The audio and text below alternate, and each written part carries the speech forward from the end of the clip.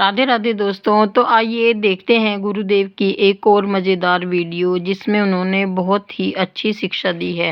तो आइए सुनते हैं। बहुत ध्यान से सुनना। वो क्षमा को धारण करता है, वही बलवान है जो क्षमा को धारण करता है। जो दंड दे देता, क्रोध करता है, लड़ाई झगड़ा करता है, वो बलवान नहीं है। बलवान है जिसने क्रोध दिलाया, अपराध किया, निंदा की, उसके प्रति क्षमा करना। ये क्षमा वशीकरण है। किसका? भगवान का। आप भगवान को वशीकरण कर लेंगे अगर क्षमा किया। देखो कैलाशपति बोल पड़े, उमा संत कहे यही बड़ाई, मंद करत जो करे भल। रावण ने लात मारी, विभीषण हाथ जोड़कर कह रहे, तुम पितु सरे से भले ही मुझे मारा, राम भजे हितना। ये देखो संत है, ये साधुता है। भगवान प्रसन्न हो जाते क्षमावान के ऊपर। मानो वो क्षमा वशीकरण से भगवान को अधीन कर लेता है। ये क्षमा आपके लिए तो बहुत मंगलमय होगी, लेकिन जो सामने वाला उपद्रव कर रहा है उसके लिए उमा क्षमा सापहुते भारी। आपको ऐसा सोचना नहीं, तभी क्षमा टिकेगी, पर इसका फल होगा। कि कोई कह दे कि अगर उसको दंड नहीं देंगे तो मनमानी आचरण करता रहेगा, नहीं, आपका क्षमा उसको दंड दे देगा। उमा क्षमा सापहुते भारी, अपने कर्म जाए अपकारी। वो अपकार करने वाला तो अपने कर्म से ही नष्ट हो जाएगा। तुमने जो क्षमा की वो सांप से भी बढ़कर उसको दंड देगी, पर तुम्हारा मंगल हो जाएगा। क्षमा से सब कुछ सिद्ध हो सकता है। क्षमया किम न साध्यते, तुम जो चाहो क्षमा से प्राप्त कर सकते हो। जब आप क्षमा नहीं करते तब आपका पुण्य भजन क्षीण होने लगता है, क्योंकि जो सोचोगे इसको दंड होना चाहिए। अगर वो दंड मिला तो आपकी पूंजी से जा रहा है ना वो, और क्षमा कर दिया तो पूंजी सुरक्षित और भाव भगवान को वश में करने वाला बन जाएगा। आप किसी को क्षमा करके देखिए, पर आप किसी और को क्षमा नहीं कर सकते, अपने को क्षमा कर सकते हैं। आप देख लो क्या दंड दिया आज तक आपने अपने को, कितने अपराध किए, कितनी गलतियां कर रहे हो, अपने को क्षमा कर रहे हो, और सामने वाले को उसकी छोटी सी गलती पर हाय हाय मचा दोगे। आप यदि कहते हो कि क्षमा नहीं करना चाहिए, वो बढ़ जाएगा, तो धन्यवाद, आइए लौट के आप अपने ऊपर और दीजिए आप अपने को दंड कि आपने क्या गलतियां की। आप क्या गलती नहीं कर रहे, आप अपने को व्रत, उपवास, नियम, परिक्रमा, ऐसे नियमों में बांधिए कि मुझसे गलती हो गई, अब इसको मैं क्षमा नहीं चाहूंगा, मैं अपने आप को दंड दूंगा। क्या दंड दूंगा? अब रोज 3 परिक्रमा वृंदावन की करूंगा, इसके बाद एक बार अन्न पाऊंगा, फिर देखूं कैसे मन बदमाशी करता है। अब माना जाएगा कि आप महात्मा हो। अपने को तो सब कोई क्षमा कर रहा है, और दूसरे के जरा से दोस्त पे हम टूट पड़ते हैं। नहीं, महात्मा वही है जो अपने को क्षमा ना करे, दूसरे पर शासन करने की जो वृत्ति है उसको क्षमा कर दे। अपनी मन इंद्रियों को जो धर्म के विरुद्ध चले तो क्षमा नहीं, इनको दंड देना है गुरुजनों की अनुमति के अनुसार। इतना जप करते थे, अब इतना जप करने के बाद ही भोजन पाएंगे। 6 घंटे सोते थे, अब 3 घंटे सोएंगे, यह है दान। ठीक है, 2 बार 3 बार पाते, अब 1 बार पाएंगे, अल्पाहार पाएंगे, अब ऐसा साधना में, और ये उसके मन को शासन मिले। अब आप जो आपकी अध्यात्म गति बढ़ती, पर हम अपने को तो क्षमा करते चले जा रहे हैं, और दूसरे के लिए क्षमा शब्द आने पर तर्क रख देते हैं कि फिर तो बहुत बढ़ जाएगा। ये लौट के आप भी तो सोचो अपने लिए। जिसके हाथ में क्षमा और शांति रूपी तलवार है, तो संपूर्ण संसार उसके साथ दुष्टता करे तो भी उसको रोष या जलन नहीं दे सकता, क्योंकि क्षमा और शांति रूपी तलवार से वो काट देता है। ये विदुर जी साक्षात धर्म बोल रहे हैं। ये समुद्र पर्यंत सारी पृथ्वी में 2 प्रकार के लोग नष्ट हो जाते हैं।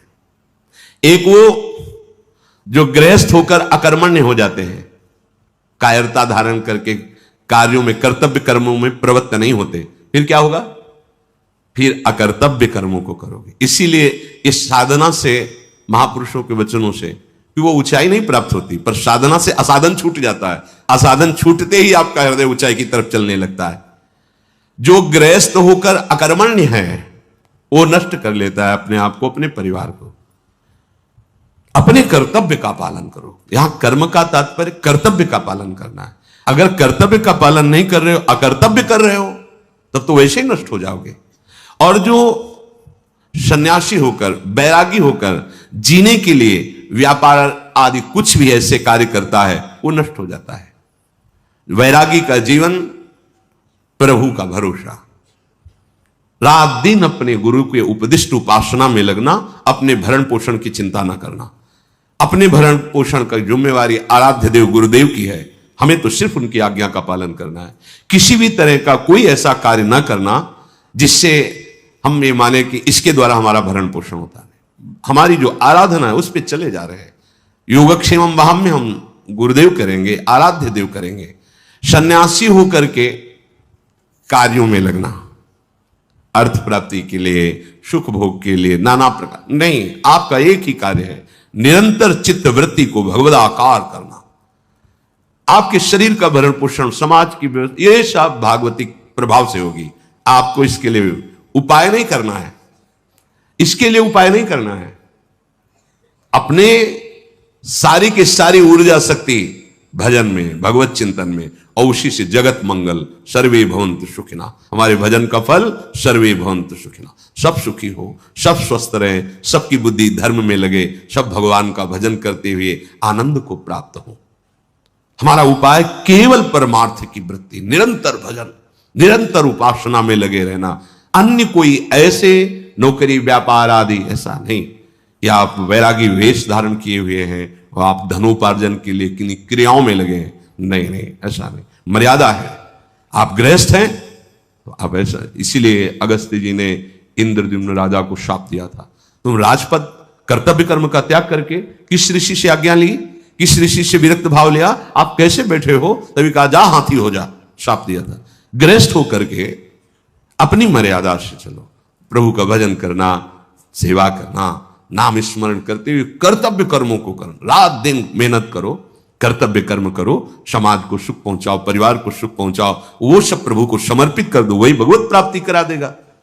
गृहस्थ होकर अकर्मण्य होना और सन्यासी होकर के, विरक्त होकर के अपने भरण पोषण के लिए कुछ करना, कर्मण्यता ये नहीं।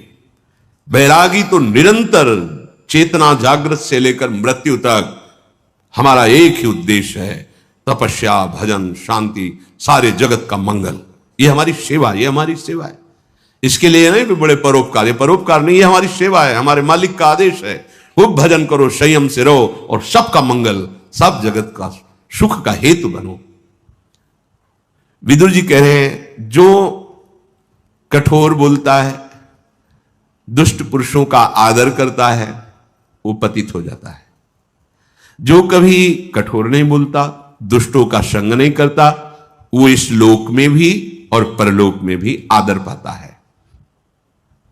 जो शक्तिशाली होने पर क्षमा करता है और बहुत धन ना होने पर भी दान करता है, दूसरों की सेवा में लगाता है, देवता लोग इंतजार करते हैं कि वो कब आएगा हमारे स्वर्गलोक में।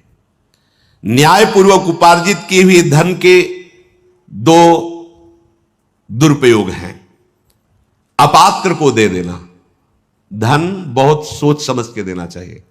भोजन और पानी किसी को भी दे सकते हो, प्राण पोषण करने वाले अंदर भगवान बैठे, लो खाओ, भोजन पालो, कोई भी आए दे दो। धन देने के लिए विवेक की आवश्यकता है। अपात्र को दिया हुआ धन आपकी दुर्गति करवा सकता है। वो आपके धन से मदिरा पान करे, जुआ खेले, वैश्यागमन करे, तो आपने पात्रता देख के नहीं दी ना, तो फिर वो आप हुए ना उसके बढ़ावा देने वाले। इसलिए दान शब्द जो है इसमें कह रहे, न्यायागतस्य द्रव्यस्य बोधव्यो द्वावतिक्रमो अपात्रे प्रतिपतिश्च पात्रे चा प्रतिपादनम।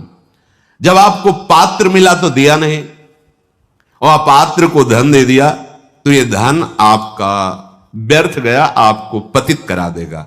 इसीलिए धन देने के लिए बहुत पात्रता का निर्णय करें। हाँ, जहां आपको दिखाई दे रहा सत्य है, धर्म है, भगवत सेवा है, जगत मंगल है, वो ठीक है। अब वो आदमी आपसे पैसा लिया, फिर शराब पिया या गंदे आचरण किए, बहुत धन देने में सावधान। वो भोजन पानी देने में किसी को भी पवा सकते हो, वो कैसा भी जीव है, वो जब तो अहम वैश्वानरो भूत्वा प्राणी नाम देह माश्रिता, भगवान सबके हृदय में वो अन्न पचाने के लिए बैठे हुए हैं, वो देने में कोई बात नहीं है। विदुर जी कह रहे हैं, ये ध्यान से सुनो, ये अकाल मृत्यु प्रदान करने वाली बात है।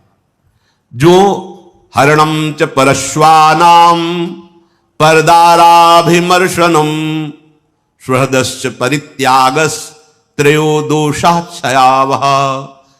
आयु नष्ट हो जाती। मान लो आपकी 80 वर्ष की आयु निश्चित की गई, अब आपने ऐसे आचरण शुरू कर दिए तो आपकी आयु नष्ट होना प्रारंभ हो जाएगी, आप अकाल मृत्यु के शिकार हो जाएंगे। क्या? दूसरे की स्त्री को फुसला करके विश्वासघात, मान लो उसके पति से मित्रता की, बड़ा विश्वास दिला और उसकी स्त्री का दुर्वासना का खेल, अब आपकी आयु नष्ट होगी। देख लो, इतिहास साक्षी है, नष्ट होना पड़ा। आप क्या चीज हो जो बड़े बड़े तपस्या से के धनी थे, रावण आदि, विनाश हो गया। कुंभकर्ण जब जगा तब यही कहा, तेरी बुद्धि नष्ट हो गई, जब तू हरण करके लाया था उसके पहले क्यों नहीं पूछा? ये कृत्य तेरे पूरे वंश का विनाश कर देगा। पर ठीक है, तूने मुझे जगाया है तो मैं देखूंगा, पर ये निश्चित बताता हूं तूने अच्छा नहीं किया, तेरा सर्वनाश निश्चित है। कुंभकर्ण ने उपदेश किया था, रावण ने कहा तुम्हें इसलिए नहीं जगाया कि तुम्हें प्रवचन करो, युद्ध करो जाके। ये कार्य आपकी आयु का, श्री का नाश कर देगा, वैभव का नाश कर देगा। आपको अभी लगता है कि नहीं, कहां नाश हुआ, मनमानी कर, आने दो, बीज बो गया है, थोड़ा अंकुरित होने दो, फिर तुम्हें खुद पता चल जाएगा। सबसे प्रार्थना है, कानून कानून है, नहीं खुल रहा है तो तुम्हें लग रहा है कि कोई नहीं जा, जिस दिन उसका फल आएगा तो उस दिन हो सकता है आपने वो कार्य ना किया हो जिसमें फंस रहे हो, पर भरपूर दंड मिलेगा आपको, क्योंकि जो जाना नहीं है वही कर्म इस समय ना होने पर भी वो दंड आपको भोगना पड़ेगा। ये बहुत ध्यान से इसलिए हम रुक के बोल रहे हैं। विदुर जी महाराज साक्षात त्रिभुवन के न्यायाधीश हैं। धर्म, पापियों के लिए यम और धर्मात्माओं के लिए धर्म, यही त्रिभुवन का न्याय करते हैं। ये न्याय विभाग है, जैसे धन विभाग कुबेर जी, जल विभाग वरुण देव जी, वायु विभाग अग्नि विभाग, ऐसे ही ये न्याय विभाग है हमारे त्रिभुवन का। उसके अधिपति हैं धर्मराज स्वयं। वो स्वयं विदुर जी के रूप में मांडव्य ऋषि के शाप से स्वयं पधारे हुए निर्णय कर रहे। अकाल मृत्यु, आयु का अपहरण, जो मित्र बनाया, विश्वास दिलाया और उसकी स्त्री के साथ, या स्त्री अपने पति पर विश्वास जताकर दूसरे पुरुष से, तो ये मजाक मत समझना कि अरे सब ऐसे नहीं। पति वंचक पर पति रति करई, रो रो नरक कल्प शत परई।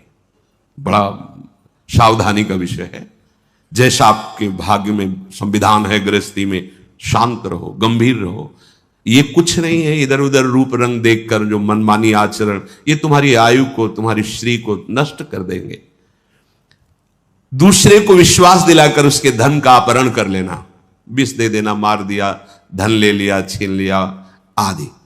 और संत जनों की अवहेलना करना, जो सुहृदस्य आपको अपने परिवार जैसा दुलार करते हैं, आपको अपनी आत्मा जैसा दुलार करते हैं, वो आपको जो उपदेश कर रहे हैं, आपको जो शासन कर रहे हैं, वो आपके मंगल के लिए, आप उनकी आज्ञा को उल्लंघन, अपमान, अवहेलना, आपकी आयु श्री सब नष्ट हो जाएगी। साधु अवज्ञा तुरत भवानी, कर कल्याण अखिल के हानि। जो इन दोषों से युक्त होता है, अतिमानोति वादश्च तथा त्यागो नराधिपो, क्रोधश्चात्म विधित्सा च मित्र द्रोहश्च तानिषत्, एत एवाशयस तीक्ष्णा कृंत्या युंश देहिनाम, एतानि मानवान घृणन्ति न मृत्युर्भद्र मस्तुते। जो हर समय अभिमान में भरा हुआ चेष्टा करता रहता है, उसकी आयु नष्ट हो जाती है, अकाल मृत्यु को प्राप्त होता है। बहुत सावधानी की जरूरत है। हर समय जो अभिमान में भरा हुआ है और हर समय कटु वचन बोलता हुआ अधिक बोलता ही रहता है, जिसमें विषयों के त्याग का बिल्कुल अभाव है, मतलब घोर विषयी है, और जो क्रोध करके ही व्यवहार करता है, जरा सी बात हुई, जो केवल अपनी जवान, अपनी जनेंद्री पेट के पालने में ही चिंतित है, कैसे भोगूं, कैसे पाऊं, चाहे वो मांस खाना पड़े, चाहे वो कुछ भी, कैसा भी। और जो प्रिय शिक्षा देने वाले मित्रों से द्रोह करता है, तीखी तलवार जैसे अंगों को काट देती है, ऐसे ये आचरण उसकी आयु को छीण कर देते हैं और वो मृत्यु को प्राप्त हो जाता है, अकाल मृत्यु को प्राप्त हो जाता है।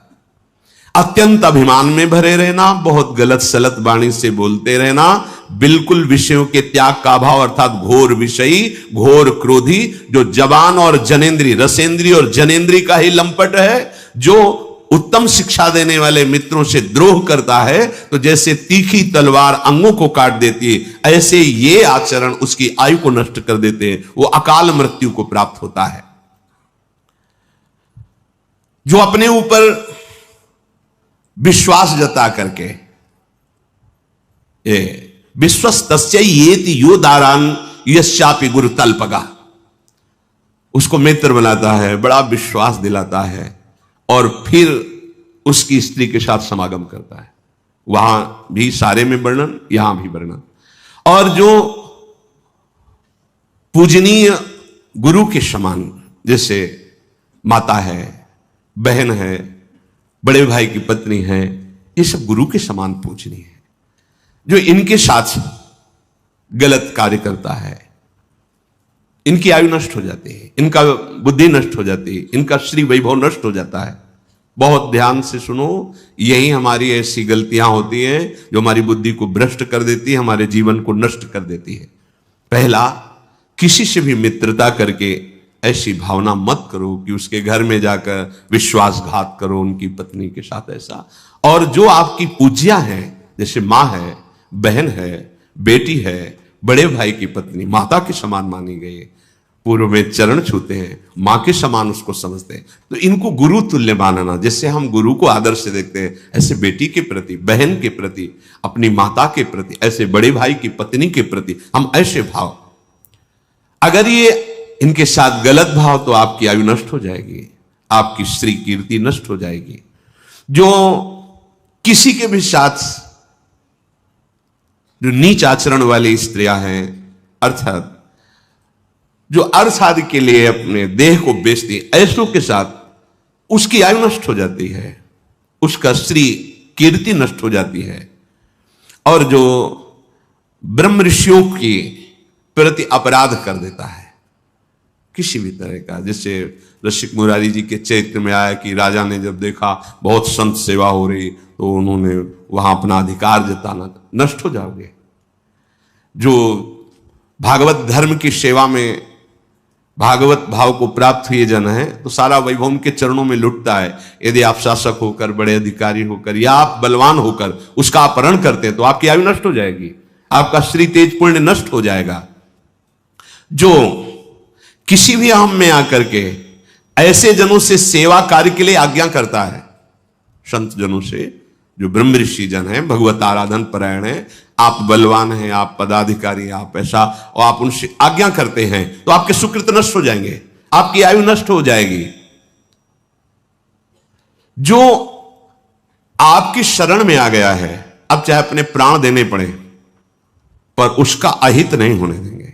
अगर वो शरणागत जो आपके समीप आया है, आपने धोखेबाजी करके उसकी हत्या करवा दी या आपने कर दी, तो इन सब की आयु चाहे जितना प्रायश्चित करें, इनकी आयु लिखा है, प्रायश्चित करने पर भी वेदों की आज्ञा है, सिद्धांत है कि उसकी आयु और वैभव नष्ट हो जाएगा। समय का इंतजार करो, ना तो ऐसे लोगों का संग करे, ना ऐसे कार्य करे। बार बार सबसे प्रार्थना की है, शराब मत पिए। क्यों? क्योंकि ये दोष बहुत भयंकर प्रकट हो जाएगा। जब आप मदिरा के नशे में होंगे, तो आपको यह नहीं दिखाई देगा कि सामने कौन है, न बोलने में, न क्रिया में, न चेष्टा में, न चिंतन में, क्योंकि उसका काम ही है बुद्धि को भ्रष्ट कर देना।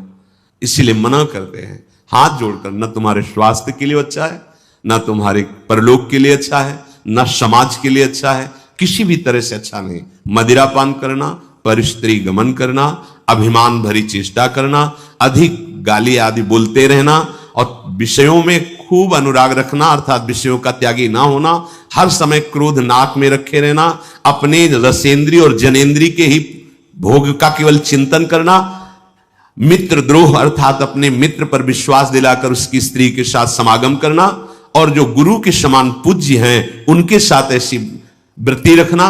जो शरीर को बेचते हैं अर्थ आदि से, उनके साथ समागम करना। जो ब्रह्म ऋषियों की जीविका को नष्ट कर देना, जो संत महात्मा, इनसे आदेश पूर्वक सेवा करवाना, जो शरणागत की हिंसा करवा देना या हिंसा कर देना, इनकी आयु श्री ये नष्ट हो जाती है और वो अकाल मृत्यु को प्राप्त होते हैं। श्री विदुर जी महाराज कह रहे हैं, पंचेन्द्रियस्य मर्तस्य छिद्रम चेदेक मिंद्रियम ततोष्य स्रवति प्रज्ञा धृते पात्रादिवोदकम। महाराज, जो अपनी 5 ज्ञानेंद्रियों को वश में नहीं रखता, तो एक भी इंद्री को यदि छूट दी तो जैसे पहले पानी पुराने समय में रखा जाता था, मशक उसे कहते थे, बड़ा सा, उसमें एक छेद हो जाए तो फिर बूंद पानी नहीं रह जाएगा, सब निकल जाएगा। ऐसे ही तुम्हारा पुण्य, तुम्हारी बुद्धि की पवित्रता, एक इंद्रिय यदि बिगड़ जाए तो वो नष्ट कर देगी। इसलिए सावधान होकर 5 इंद्रियों को भगवत चरणारविंद में लगाना चाहिए। भगवत मार्ग है, लोक में धन और उन्नति चाहते हो, परलोक में भगवत प्राप्ति चाहते हो, तो ये सुधारो। कह रहे षड दोषा पुरुषेणेह हातव्याभूतिमिच्छता निद्रा तंद्रा भयम क्रोधम आलस्यम दीर्घ सूत्रता। सबसे पहले नींद की बात कही गई भगवत प्राप्ति के मार्ग में, और इस श्लोक में भी ऐश्वर्य वैभव और सुख पूर्वक जीवे, इसकी एक सीमा बनाओ नींद की। कोई तो ऐसे महापुरुष हैं कि मतलब भोजन पाके सोते ही रहना, मनो समाधि में ही रहते। क्यों जीवन व्यर्थ करते हो? केवल जो नींद ली जाती है अपनी इंद्रियों को नवीन चेतना देने के लिए। ये कोई सुख नहीं है कि आप 8 घंटे 20 घंटे 10 घंटे पढ़े। ये जीवन पढ़ने के लिए मिला है।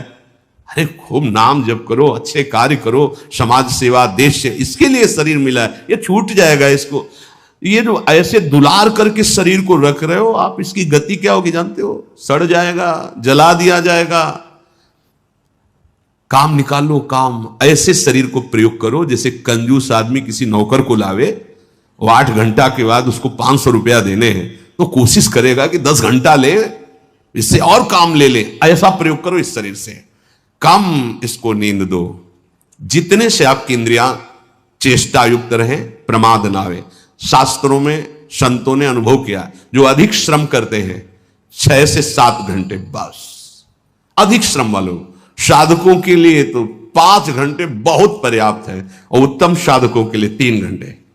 और जब भजन में वृत्ति तदाकार होने लगती तो तमोगुण का नाश हो जाता है। फिर तो उठते बैठते चलते फिरते इंद्रियां कभी श्रमित होती ही नहीं, क्योंकि कबीर कहे हम राय ठिकाना, ठाड़े बैठे परे उताना।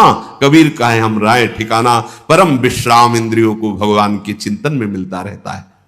तो उपासक को जो इस लोक में ऐश्वर्य वैभव सुख शांति, परलोक में भगवत प्राप्ति, तो नींद का एक समय रखो। अब तो प्रणाम है भाई, आज की दिनचर्या 10-10 बजे तक लोग सोते हैं, 10 बजे तक। कैसा मतलब कलयुग का प्रभाव पड़ गया है, और उसे आप अपनी दिनचर्या में बताते हैं 10 बजे सो के। मतलब नींद खुली तो सूर्य मध्याह्न की तरफ जाने वाले हैं। अब उनका दिनचर्या, जब सारी दिनचर्या संपन्न होने का समय होता है मध्याह्न विश्राम का, तब उनकी नींद खुलती है। कैसा स्वभाव बनता चला जा रहा है। अरे प्रातःकालीन बेला पर उठ करके देव आराधन, गुरुजनों का आराधन, भगवत आराधन, फिर पूरे दिन सेवा, फिर समय से शयन कर लिए। सेवा करने वाले जो लौकिक सेवाओं में हैं 7 घंटे, 6 से 7 घंटे बहुत पर्याप्त है, इसके आगे नहीं। भागवतिक सेवाओं में जो है 5 से 6 घंटे, और जो उत्तम साधक है बस 3-4 घंटे, इससे ज्यादा नहीं। अगर इससे ज्यादा तो फिर आप प्रमाद कर रहे हैं। दूसरी बात, तंद्रा, बार बार जमवाई ले रहे हैं। अब एक समय सो लिया बस ठीक है, ज्यादा इससे कब माला छूट गया पता नहीं। हाँ, माला चल रहा है, माला छूट रहा है, ऐसी साधना नहीं होती। ठीक से बैठो, पानी पास में रख लो, ऐसी स्थिति आवे चेतना जागृत करो, अभ्यास कर लो। फिर तो अब अगर मनाओ भी ना कि आ जाए नींद फिर वो कहती पहले में बहुत तुम परेशान क्यों, हम तुम्हें परेशान करेंगे, अब आएंगे ही नहीं ना। भाई राधा राधा राधा, इसको एक बार आप कब्जे में करो तो फिर ये नाराज हो जाती है। नींद नहीं आएंगे, पड़े रहो तो अपने को तो अच्छा है, तुम मत आओ राधा राधा राधा राधा राधा। हाँ, तंद्रा, इससे बचो। ये सत्संग में भी आपको परेशान कर देगी, माला जपने में परेशान कर देगी, बिल्कुल बिल्कुल, ये बहुत, चाहे जितना सो, ये बहुत बड़ा दोष है। अगर आप स्वस्थ हैं तो मेरुदंड सीधी रखें, दोष बिल्कुल नहीं होगा। और वैसे झुक के, वैसे मतलब जैसे बूढ़े लोग बैठते हैं, और कुर्सी में, सब स्वस्थ है लेकिन कुर्सी में बैठना है। अरे काहे को बैठे कुर्सी में? ये शरीर किस काम का? वृद्ध हो, तुम्हारी टांग टूट गई है, तुम्हें दर्द हो रहा है, वो तो बैठ जाओ। अब नहीं हो तो इतना क्यों खाते हो, इतना बड़ा पेट कर लिए कि आपको कुर्सी में बैठना पड़े? हम जमीन में बैठो, नीचे बैठकर भगवत चर्चा सुनो, स्वस्थ है, भगवत चिंतन में, भजन में कुर्सी की जरूरत। अरे भाई होश में रहो, दैन्य भाव धारण। अगर आपको शरीर अस्वस्थता नहीं है, बोले टांगों में दर्द होता है, क्यों इतना वजन बढ़ा रहे हो? भजन बढ़ाओ। हाँ, मतलब मूंग की दाल है, रोटी, घिया की सब्जी, अभी देखो सब गैस खत्म हो जाएगी। जो चीजें पेट को, लीवर को खराब कर रही है वो जमा है, और ठूस ठूस के खाना है तो चर्बी पेट की चौड़ी होती चली जा रही है। अब ऐसे बैठेंगे तो वजन बढ़े, अब वो परेशानी। कुर्सी में दीवार में, एक दीक्षा ले आए, पहले उनके लिए कुर्सी लगे, क्यों भैया? बोले थोड़ा शरीर भारी, नीचे ले बैठो। नहीं, मंत्र लेने आए, उनके लिए पोसा, नीचे बैठो। तुम्हारा हाथ पैर टूटा है? बोले नहीं, उनका नीचे बैठो। मंत्र ले, नीचे बैठो। शिष्य बनने आए, पहले उनके लिए आसन लगाओ। अब गुरुजी मंत्र दे रहे हो से, हाँ ये शिष्यता है। अरे भैया यहाँ तो बहुत, इसीलिए ये जो तंद्रा है इस पर सावधान रहो। आप ये समझो कि आपको जो समय मिला बड़ा दिव्य है, और ये तंद्रा आपको परेशान कर देगी। बिल्कुल सावधान। ये जो आपकी गांठों में दर्द होता है, आप वायु रोग जो हो गया है, अपच के कारण होता है। आप ऐसे वायु बढ़ाने वाले पदार्थ पाते हैं, आपको उसका ज्ञान है नहीं, तो वायु बढ़ती चली जाती है, चर्बी बढ़ती चली जाती। काहे को इतना परेशान?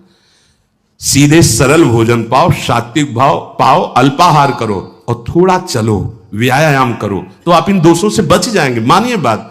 अब यहां से ठसाठस भरता चला जा रहा है, समय से जो नित्य क्रिया शौच आदि वो हो नहीं रही है, क्योंकि पानी पर्याप्त नहीं जा रहा, व्यायाम नहीं हो रहा, उचित आहार नहीं जा रहा है, तो अब फिर होगा क्या? फिर यही परेशानी आएंगी। तो भगवत मार्ग क्या, लौकिक सेवाएं भी आपसे नहीं हो पाएंगी। विदुर जी महाराज कह रहे कि तंद्रा को वश में करे और डर कभी ना अपने अंदर आने दे। हर समय हमारे साथ भगवान है। अगर हमारे विधान में चोट लिखी है, दंड लिखा है, तो लाखों लोग साथों हो जाएगा। अगर नहीं है तो कोई नहीं कर सकता। भगवान सर्व सामर्थ्यशाली हमारे साथ है। डर नहीं। निद्रा, तंद्रा, भयम और क्रोध है। क्रोध हमारे तप को, भजन को, पुण्य को नष्ट करता है। इससे किसी का लाभ नहीं, ना सामने वाले का ना अपना लाभ है। क्रोध थोड़ा बहुत, अरे ऐसा लगता है कि भगवान मतलब यही क्रोध रखा है। क्रोध से किसी को लाभ नहीं मिलता। अगर कोई सोचे कि क्रोध से सुधार होता है, तो हमें लगता है क्रोध से सुधार नहीं होता। हाँ, शासन और क्रोध में अंतर है। शासन युक्त वचन आप स्वीकार करते हैं, आपने अपराध किया, आपसे गलती हुई, हाँ, तो आप ये भी उसका दंड स्वीकार कीजिए, आप ऐसे रहिए, अब आप इस तरह चल। ये क्रोध नहीं है, ये आपके मंगल विधान।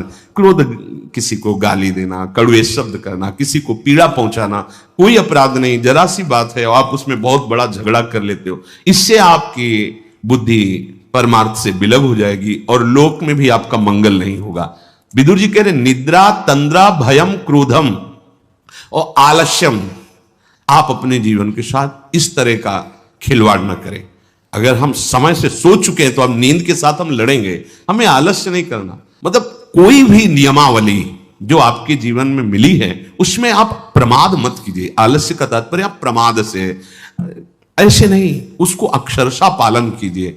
उसमें अगर और सेवाएं आ गई तो फिर निवेदन कीजिए कि अमुक सेवा के कारण हमारी जो आपने दिनचर्या दी थी उसमें बाधा पड़ रही, आप इसका सुधार कीजिए, हमें बताइए कि हम कैसे अपनी दिनचर्या को कर पाए। प्रमाद के द्वारा मत छोड़िए। दीर्घ सूत्रता, कहा था ना कि अगर एक दिन पूरा न हो तो 2 दिन से उसको पूरा कर लेना चाहिए, तो आज नहीं करते हैं, या आगे अपने वर्तमान की सेवा और भजन को आगे के लिए टाल देना, ये लक्षण भगवत प्राप्ति में बहुत बाधक है और लौकिक उन्नति में भी बाधक है।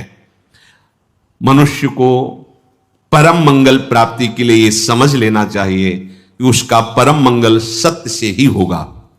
असत से किसी का परम मंगल नहीं हो सकता। विदुर जी कहते हैं सत से कमाए हुए धन के द्वारा अगर सुख चाहते हो तो दूसरों को सुख पहुंचाने की चेष्टा करो। पशु, पक्षी, साधु, महात्मा, देवता, भगवत आराधन, ऐसा नहीं कि आपने जो कमाया वो केवल अपने ही भोग के लिए नहीं, ये शास्त्रीय सिद्धांत है। और कर्म में प्रवीणता पूर्वक लगना, जिस कार्य में लोगों बहुत एकाग्र होकर पूरा करके ही छोड़ो, अधूरा कार्य करने वाला स्वभाव नहीं होना चाहिए। जिस कार्य में लोगों, भले संसारिक कार्य है पर अपने प्रभु के लिए कर रहे हैं, तो आप एक अध्यापक हैं, अच्छी पढ़ाई, जितना आपको ज्ञान है वो ऐसा। आप एक डॉक्टर हैं, अच्छी दवा कीजिए, पैसे पर ध्यान मत दीजिए, आपकी जितनी योग्यता है मरीज को सुख पहुंचाइए। जहां जहां जिसको जो सेवा है, वो कह रहे हैं कि कर्मण्यता, एकाग्रता पूर्वक, प्रवीणता पूर्वक, किसी अन्य प्रभाव से नहीं, आपका कर्तव्य कर्म है। जैसे अब कोई गरीब आदमी, उसके पास पैसा नहीं है और बड़े रोग से ग्रसित है, और आपके पास खूब पैसा है, आप डॉक्टर हैं, तो आपको चाहिए कि आप उसको पैसे की प्रधानता रख करके निकाल दें, ऐसा ठीक नहीं है। भगवान ने आपको धन दिया है, आपको बुद्धि दी, आप में योग्यता दी, आप 4 लोग मिलकर उसका सहयोग कीजिए, स्वस्थ कीजिए, यह सेवा आपकी भगवत भजन बन जाएगा, भगवत प्राप्ति का हेतु बन जाएगा। आपको विद्या है, आप ट्यूशन पढ़ाते हैं दूसरों से, तो आपकी भी जीवन वृत्ति ठीक है, लेकिन कोई गरीब का बालक है, आप उससे ट्यूशन के पैसे मत लीजिए, उसी विद्या में उसको फ्री बैठा लीजिए। वो आगे चल करके पढ़ लिख कर ऐसा बनेगा जो आपके चरणों की वंदना करेगा कि अगर हमारे वो टीचर हम पर कृपा ना करते तो मैं गरीब आदमी पढ़ ही नहीं सकता था। ये ध्यान रखने की बातें हैं। जो जहां है, ऐसी स्थिति में यदि कोई है तो हमें सहयोग करना चाहिए। 50 विद्यार्थी बैठे हैं जो आपको दक्षिणा देते, भेंट देते हैं, और उसमें 5 विद्यार्थी बैठे हुए जो भेंट नहीं देते, गरीब हैं, तो आपका अलग से कोई थोड़ी पढ़ाना है, उसी में वो पढ़ जाएंगे और आपका भजन बन जाएगा। बस ये बातें हमें समाज में ध्यान रखनी। जहां जिसकी जो सेवा है, उस सेवा को भगवान की सेवा तभी मानी जाएगी जब आप सब में पैसे का ही भाव नहीं रखेंगे, अपने कर्तव्य कर्म पूरा करने की बात रखेंगे। तब अगर पैसे का भाव रखेंगे तो जहां भी हैं वहीं से भ्रष्ट हो जाओगे। कोई भी पद स्थायी नहीं है, कोई भी शरीर स्थायी नहीं है, कोई भी सुख स्थायी नहीं। गर्व मत करो। गर्व करके, अभिमान करके यदि आपने कभी अधर्माचरण किया तो वह अधर्माचरण ही आपके शरीर को, आपके पद को, आपकी व्यवस्था को भंग कर देगा। देख लेना एक दिन। और आपका पद, आपका शरीर, आपकी व्यवस्था किसी गिरे हुए को उठाने के काम में आ गई तो आप उससे ज्यादा चमकने लगोगे, आप उससे प्रकाशित हो जाओगे। ऐसा धर्म स्वरूप विदुर जी का। ये बहुत क्रम से जोर की, जैसे स्मृति तो उससे सब कुछ अनुभव होगा, पर उसकी प्राप्ति नाम जप से होगी। अब नाम जप में हमारी रुचि, नाम जप में हमारी भावना पुष्ट हो, उसके लिए कह रहे हैं तीसरी बात बहुत आवश्यक है, भगवान की कृपा पर पूर्ण विश्वास होना। ये तीसरी जो बात है, ये बहुत जोर की बात है। कृपा पर विश्वास हो जाना। भगवान हम पर कृपा किए हैं और उनकी कृपा से हमको निश्चित भगवत प्राप्ति होगी। कई बार विश्वास की, कृपा की चर्चा हुई है। ये तीसरी बात बहुत आवश्यक है उपासक के हृदय में। भगवान के कृपा बल से अब मुझे निश्चित भगवत प्राप्ति होगी, इसमें कोई संदेह नहीं है। देखो, पहली बात, स्मृति से सब कुछ प्राप्त हो जाएगा, पर बड़ा कठिन है, क्योंकि स्मृति तो हमारी जगत के भोगों की चल रही, संसार की, देह की। तो बोले नाम जप जो है वो आपकी स्मृति को जागृत कर देगा। जितना आप अधिक नाम जप करेंगे, आपके पाप सब नष्ट हो जाएंगे। तो नाम जप में भी बराबर तो हिम्मत नहीं पड़ रही। आध घंटा थोड़ा समय नाम जप, कोई साधु महात्मा एकांतवास करके 24 घंटे प्रयासरत, उनकी बात हो सकती है। हमें तो जब मिला समय तब भले नाम, अभी इतना अभ्यास नहीं। तो बोले निरंतर नाम जप और स्मृति दोनों को जागृत करने की सामर्थ्य तीसरी बात में है। भगवान की हम पर बहुत कृपा है। भागवत में भी एक जगह कहा है कि जो भगवान की कृपा का अनुभव करते हुए प्रारब्ध के अनुसार दुख सुख आता है, उसे भोग लेता है, शिकायत नहीं करता, उसमें विचलित नहीं होता है, और हर समय भगवान की कृपा का, हमारे ऊपर बहुत कृपा है, तत्ते अनुकंपा, ये श्लोक ऐसा है। उससे भगवत प्राप्ति ऐसे हो जाती है जैसे पिता की संपत्ति पर पुत्र का अधिकार स्वयं हो जाता है। ऐसे हर समय भगवान की कृपा का अनुभव करना बड़ी कृपा है हमारे ऊपर। जो दुख सुख आवे उसे सह लेता है, भगवत चिंतन, वो निश्चित भगवत प्राप्त हो जाता है। तीसरी बात हृदय में बैठालनी कि भगवान की कृपा बल पर भगवत प्राप्ति बिल्कुल निश्चित हो गई मेरी। ये मानने में क्या जाता है तुम्हें? तो आप कह दो कि हमारे अंदर तो विकार हैं, अभी भजन नहीं। भगवान की कृपा बल की बात कर रहे हैं। पहली स्मृति, दूसरी नाम जप, तीसरी बात करें कृपा बल पर। उनकी कृपा से क्या नहीं हो सकता? कहो कृपा ते कहा ना हुई। अरे वो मुख से वेद पढ़वा दे, लूले लंगड़े से सुमेर पर्वत फंदवा दे, छोटे सांप के बच्चा से गरुड़ को खा जाए। भगवान भगवान। तीसरी बात बहुत जोर की है, जिसमें दोनों बातें आ जाएंगी, निरंतर नाम जप और भगवत स्मृति भी आ जाएगी। प्रभु के कृपा बल से प्रभु की प्राप्ति में अब कोई संशय नहीं है। ये भी सुबह कहा था जो साथ के पास, ये तुम चिंता मत करो, बस जो हम कह रहे हैं निषेधात्मक जो बातें उनको तुम मत करना, तुम पड़े रहोगे तो भगवत प्राप्ति हो जाएगी। क्योंकि हम हैं किनके? श्री जी के।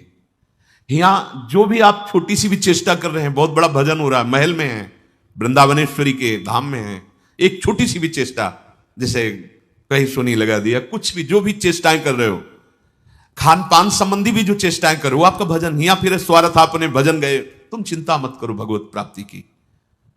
ये हम केवल निज जनों से नहीं, माइक से कहें कई बार कि आप सबको निश्चित भगवत प्राप्ति होनी, इसीलिए प्रभु ने धाम बुलाया, सत्संग सुनाया।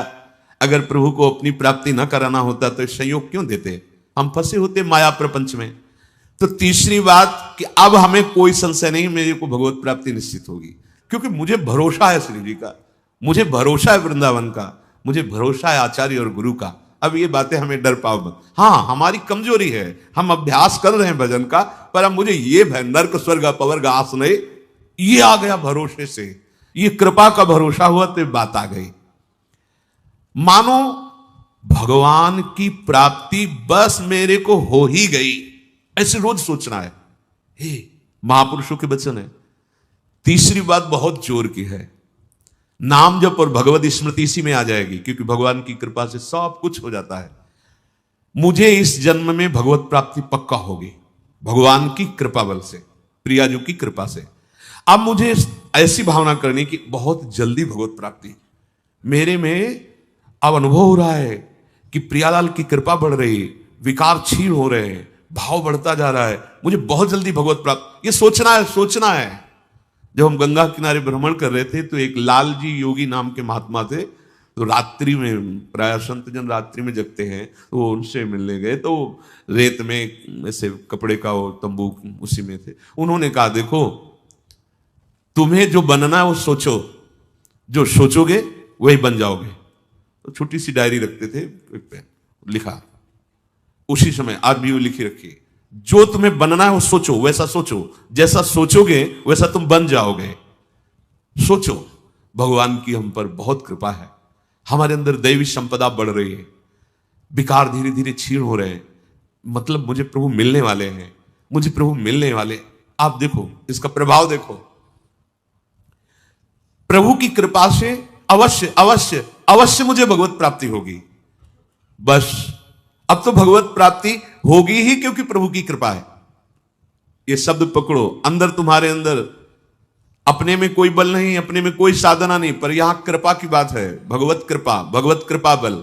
अपनी असमर्थता, बहुत अमृत में वचन है, अपनी असमर्थता, अपनी अयोग्यता, अपना अनाधिकारपन, ये है क्या?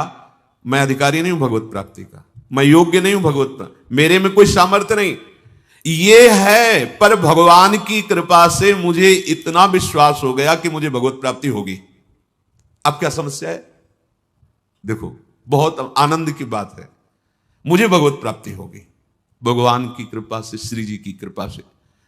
यह शब्द इतना असीम प्रभावशाली है कि आप जो ही ये बात हृदय पे लाएंगे तो आपके सारे दोष, विकार, विघ्न, अड़चने, बाधाएं ये नष्ट होती चली जाएंगी। ये देखो महापुरुषों के अनुभव होते हैं। मत चित्ता सर्वदुर्गाणि मत प्रसादात तरिष्यति, भगवान कह रहे, मत चित्ता सर्वदुर्गाणि मत प्रसादात तरिष्यति। सारे के सारे विघ्न, सारे के सारे दोष, सारे की सारी भगवत प्राप्ति में जो अड़चने हैं वो भगवान की कृपा प्रसाद से नष्ट हो जाएंगी और मुझे भगवत प्राप्ति होगी। मत चित्ता सर्व दुर्गाणी मत प्रसादात, साधन प्रसादात नहीं कह रहे यहां, समझो, मत प्रसादात तरिष्यति, तू तर जाएगा मेरी कृपा से। ये मेरे प्रभु की घोषणा है कि मेरे प्रसाद से, मेरे अनुग्रह से तुम्हारे सारे विघ्न नष्ट हो जाएंगे और तुम त्रिगुणात्मिका माया को लांघ करके मेरे को प्राप्त कर लोगे। बस मेरी कृपा पर विश्वास करो, मेरी कृपा पर मत चित्त बन जाओ। अपने चित्त को मेरे में अर्पित कर दिया। प्रभु की कृपा का भरोसा इतनी जल्दी दिव्य सद्गुण लाता है, ये पक्की बात है। जो दिव्यता आती है भागवतिक, वो भगवत कृपा से आती है। और ये कृपा तभी अनुभव में आती है, तो पर अनुभव में तभी आती है जब ये बात आ जाती है कि मैं असमर्थ हूं, मैं अयोग्य हूं, मैं अनाधिकारी हूं। पर भगवान की कृपा है, प्रभु की कृपा है हम पर, अब मुझे निश्चित भगवत प्राप्ति होगी। ये तीन बातें जीवन में आना बड़ा कठिन होता है। असमर्थ हूं, अयोग्य हूं, अनाधिकारी हूं। जब ये बात आ जाएगी ना, तो तृणादपि सुनी चेन अपने आप आ जाएंगे, अपने आप पूरा सूत्र भागवतिक उतर जाएगा। क्योंकि मैं अनाधिकारी हूं, मैं योग्य नहीं हूं, पर भगवान कृपा का यह है कि उनके नाम, उनके रूप, उनके धाम, उनकी लीला की तरफ ये हृदय जा रहा है, वो अपनी तरफ घसीट रहे हैं, पर मैं अनाधिकारी हूं। इससे क्या होगा? अहम खत्म हुआ, दैन्यता जागृत हुई, और भगवद आश्रय होने से हम जिसका आश्रय लेते हैं उसका प्रभाव होता है। जैसे अभी हम शरीर का आश्रय लिए हैं, तो देख लो हालत क्या की हुई है। ये शरीर, ये संसार विषम कहा गया है। देखो कैसी हृदय की जलन, अशांति, भोग, वासनाएं, ये सब किसके आश्रय से? शरीर आश्रय से। अभी भगवद आश्रय, अंदर से भगवद आश्रय, अंदर की बात है। यहां मैं अनाधिकारी हूं, योग्यता मेरे में नहीं है, मैं किसी योग्य नहीं हूं, पर प्रभु की कृपा हम पर है, निश्चित मुझे भगवत प्राप्ति होगी। कह रहे इसका इतना बड़ा प्रभाव है कि इसमें जो सामर्थ्य जागृत होती है, भागवतिक सद्गुण जागृत होती है, वो किसी साधना से नहीं, इससे बढ़कर कोई दूसरा उपाय नहीं है। विश्वास भगवत कृपा पर। तुलसीदास जी भी महाराज कहते हैं कि वस्तुतः मेरे में कुछ नहीं है, पर है तुलसी प्रतीत एक प्रभु मूर्ति कृपामयी है। मेरे में ऐसा कोई सद्गुण नहीं कि मैं अपने प्रभु को रिझा सकूं, पर यह विश्वास है कि मेरे प्रभु कृपा में है, कृपा मूर्ति है। अपने साधनों पर जो विश्वास करता है, अपनी जितेंद्रियता पर जो विश्वास करता है, वो गिर सकता है। लेकिन जिसको अपनी अयोग्यता का भान हो गया है, प्रभु का भरोसा हो गया है, उसे कोई नहीं गिरा पाएगा, पक्का। बच्चा बन जाओगे, अयोग्य हूं, पर आपका भरोसा, तो कोई प्रश्न नहीं आएगा जीवन में। अगर प्रश्न आता है तो आप वाणी से बच्चा कहते हो, लेकिन अंदर अहंकार है, वो अंतर्यामी सदगुरु जानता है। मोमन कबहु तुम्हें ही ना लागो, ज्यो छल छाण स्वभाव निरंतर रहत विषय अनुराग। अगर हम अपने साधन की बात करें तो वह अच्छा साधन तो विषय का कर रहा है मन। देखो हम कभी पद्मासन लगा के किसी विषय का ध्यान नहीं करते, बहुत सुंदर बात। मोमन कबहु तुम्हें ना लागो, ज्यो छल छाणी स्वभाव निरंतर रहत विषय अनुराग। भक्ति में तो छल कर रहा है, लेकिन विषय चिंतन में छल नहीं कर रहा है, ईमानदारी से, सच्चाई से विषय चिंतन कर रहा है। मेरा मन हे प्रभु कभी आप में ऐसे नहीं लगा जैसे विषय में ये छल छाड़ कर स्वाभाविक लगता है। विषय में कभी किसी को मन लगाना नहीं पड़ता है। देखो, विषय में कभी किसी को मन लगाना नहीं पड़ता, स्वाभाविक लगा रहता है, निरंतर लगा रहता है और अटल लगा रहता है। देखो, अटल का मतलब बस वो यही शब्द स्पर्श रूप रस गंध इन्हीं में घूमेगा। कभी वो हट करके ऐसे प्रभु में लगा जैसा विषयों में लगा है। ज्यो छल छाण स्वभाव निरंतर रहत विषय अनुराग्यो। मेरे मन की दशा, मेरे इंद्रियों की दशा आपके अनुकूल नहीं है प्रभु, ये विषय के अनुकूल है। पर प्रभु मेरे मन में एक विश्वास हो गया है कि आपकी मूर्ति कृपामयी है और जीभ ने नाम की ओट लई है तुलसी परतीत एक प्रभु मूर्ति कृपामयी है और नाम की ओट जीभ ने ले ली है, बस अब सब कुछ हो जाएगा। चौथी बात, प्रत्येक प्राणी में, संसार की प्रत्येक वस्तुओं में मेरे प्रभु समाये हुए हैं। यहां सिद्धावस्था आती है। ये तीन बातें बहुत जोर की। पहली है भगवत स्मृति, इसी में सब कुछ हो जाता है, पर बड़ा कठिन है, इसलिए नाम जप जिह्वा के द्वारा, उसमें भी बहुत, कहां रोज नाम महिमा सुनते हैं, इतनी प्रीति कहां हो रही। बोले तीसरी बात पकड़ लो कि हम पर प्रभु की बहुत कृपा है और भगवत कृपा से मुझे इसी जन्म में मुझे भगवत प्राप्ति होगी। चौथी बात, ये बहुत ही आवश्यक है, क्योंकि अगर ये नहीं तो भजन करना कठिन, बचाना कठिन, पचाना कठिन। इससे भजन तुम्हारा पच जाएगा, तुम सिद्ध हो जाओगे। जैसे चावल सिद्ध हो जाता है तो कहीं भी दबाओ उसमें कड़ापन नहीं रहता, ऐसे जो सिद्ध हो जाता है तो उसके हृदय में कठोरता नहीं रहती, प्रेम से द्रवित हृदय होता है। कठोर हृदय में ही काम, क्रोध, लोभ, मोह, मद मत्सर रहते हैं, शुष्क हृदय में, द्रवित हृदय में नहीं रहते। प्रत्येक प्राणी, संसार के प्रत्येक वस्तु में मेरे भगवान विराजमान है। कोई ऐसी जगह नहीं जहां भगवान ना हो। ये बैठालना है, हमें दिखाई दे रहा है, माइक है, दिखाई दे रहा है ये, लेकिन जब सृष्टि नहीं थी तो ये माइक नहीं था। जब सृष्टि नहीं रहेगी तो माइक नहीं रहेगा। बीच में माइक जो दिखा रहा है कौन? जो सृष्टि के पहले था, जो सृष्टि के बाद में था, वही बीच में भी मत्ता पर तरम नान्यत किंचित अस्ति, किंचन मात्र कुछ और नहीं, मेरे प्रभु बने हुए हैं। प्रहलाद जी की सिद्धावस्था यही तो हुई थी गुरुदेव नारद की कृपा से, सर्वत्र भगवान है। तो खंबे से भी नरसिंह भगवान, नामदेव जी कुत्ते से भगवान को प्रकट कर लिया, श्वान में भी भगवान, भूत में भी भगवान। ये चौथी सिद्धावस्था है। उपासक को ये विचार हर समय रखना है कि हमारे सामने जो वस्तु है इस रूप में भगवान ही है, कुछ भी ऐसा नहीं, सब कुछ स्वयं भगवान बने हुए हैं। सच्ची बात है, वही बने हुए हैं। ये छुपा छुपी का खेल खेल रहे हैं, बस आपको पहचानना है। मैं फिर दोहरा के बात कहता हूं, आप इस बात को पकड़ लीजिए। आपके सामने कोई भी कार्य की वस्तु आए या व्यक्ति आए या दृश्य आए, आपको सबसे पहले उसमें भावना करनी है मेरे प्रभु विराजमान। जैसे हरिवंश महाप्रभु क्रूर है, पापी है, दुष्ट है, संभाषण योग्य भी नहीं, और उसके हृदय में राधा वल्लभ लाल हैं, भावना को, ये बहुत जल्दी काम बन जाने वाली बात है। मानो आप गृहस्थ में, आपका लड़का सामने आया, आपकी पत्नी सामने आए, आपके कोई मित्र सामने आए, आपको पहले याद करना है इनके हृदय में राधा वल्लभ लाल विराजमान। वस्तुता वही है पूरे, पर हमें पहली भावना करनी है। ये वृक्ष सामने, ये वृक्ष तो है, पर इस वृक्ष के अंदर प्रभु हैं। अगर प्रभु ना होते तो इसकी सत्ता ही नहीं है, प्रभु विराजमान है। अब मेरे इष्ट देव इसके हृदय में विराजमान है, पर मुझे जो स्वांग करने को मिला है, पिता का, पुत्र का, जो भी, बिल्कुल स्वांग वैसे ही करना है। अगर मालिक का स्वांग करना है तो हम नौकर से बर्ताव वैसे ही करेंगे, जैसे पुत्र से बर्ताव, पत्नी से बर्ताव, पर अंदर भाव देखना है मेरे प्रभु इसके हृदय में विराजमान है, मुझे ये सेवा दी है।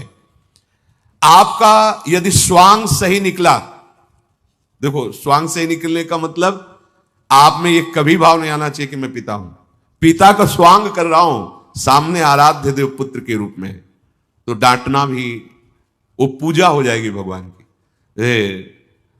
महाप्रभु चैतन्य देव जी के पिताश्री को स्वप्न में एक दिन एक दिव्य महापुरुष प्रकट होकर बोले कि तुम निमाई को डांट रहे थे, पता है वो कौन है? डांटना ठीक नहीं। तो उन्होंने कहा देखो प्रभु आप कौन है तो मुझे पता नहीं, पर हमारे पुत्र रूप में वो आए हैं, तो अभी तो डांटा, अगर आवश्यकता पड़ी तो चपत भी लगाएंगे, क्योंकि ये सौभाग्य देने के लिए प्रभु आए हैं। तो हमें जो स्वांग मिला है वो तो कर रहे हैं, पर सामने देखना है कि गुरु का स्वांग दिया है पर स्वयं जगत गुरु सामने शिष्य रूप में बैठे हैं। पुत्र, पत्नी, परिवार, व्यवहार मेरे प्रभु इन रूपों में विराजमान है। तो सच्ची मानिए ये चार बातें यदि आप अपने जीवन में ले आए तो भगवत प्राप्ति तो एक ही बात में हो जाएगी, किसी एक बात में। चारों में इतनी सामर्थ्य है, किसी एक में यदि आपकी स्मृति निरंतर तो भगवत प्राप्ति, नाम निरंतर जब तो भगवत प्राप्ति, और दृढ़ विश्वास किसी जन्म में मेरे को भगवत प्राप्ति हो जाएगी भगवत कृपा से तो भगवत प्राप्ति, और सब में भगवान की भावना तो भगवत प्राप्ति। और जिसमें चारों ये पूर्ण हो गई तो सिद्ध महापुरुष हो जाता है। जीवन की परम सार्थकता इसी जन्म में भगवत प्राप्ति हो जाती है। ऐसी भगवत भाव से परिपूर्ण वीडियो देखने के लिए चैनल सब्सक्राइब करें और कमेंट में राधे राधे जरूर लिखें। मिलती हूँ आपको नेक्स्ट वीडियो में ऐसे ही गुरुदेव जी की कोई अनोखी और अद्भुत मोटिवेशनल वीडियो लेकर। तब तक अपने घरों में स्वस्थ रहें, मस्त रहें और खूब सारा एंजॉय करें।